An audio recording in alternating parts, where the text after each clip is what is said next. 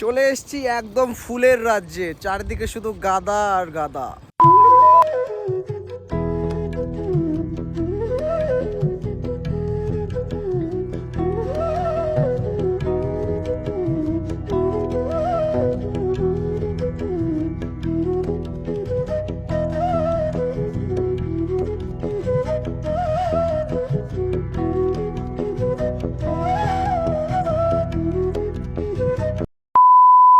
কতগুলো ফুল তুললেন আজকে?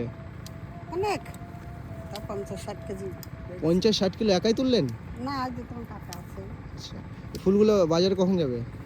বাজারে কি ওই যে যারা ব্যবসা করে তারা ফোন করে, আচ্ছা আচ্ছা, নিয়ে যায় বা তুলে নিয়ে যায় বাড়িতে, ওজন করে দিয়ে দিই।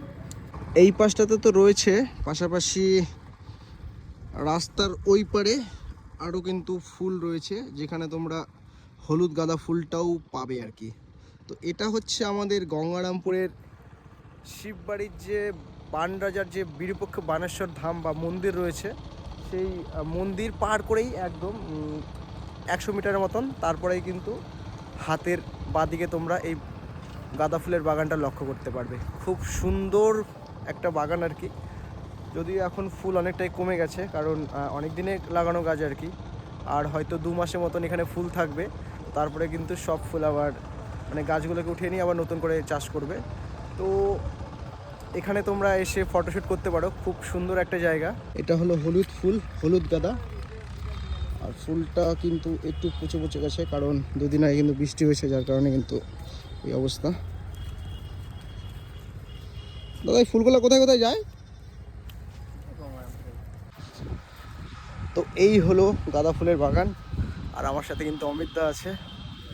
আমরা এসেছিলাম নিউজ কভার করতে, তো ভাবলাম তোমাদের সাথে একটু শেয়ার করি এই ফুলের বাগানটা কোথায় রয়েছে।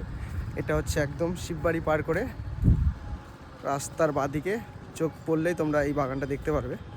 আর হয়তো থাকবে কিছুদিন, তারপরে কিন্তু ফুল শেষ হয়ে যাবে, কারণ গরমকাল চলে আসছে, বৃষ্টি পড়বে, বৃষ্টি পড়লেই তো ফুলের অবস্থা খারাপ হয়ে পড়বে।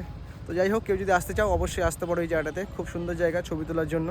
তবে ছবি তুলতে গেলে অবশ্যই সাবধানতা অবলম্বন করতে হবে, কারণ যেহেতু ফুল বেশি এখানে লাফাঝাপি করলে এবারে ফুল নষ্ট হয়ে যাবে, এই বিষয়টা অবশ্যই মাথায় রাখতে হবে।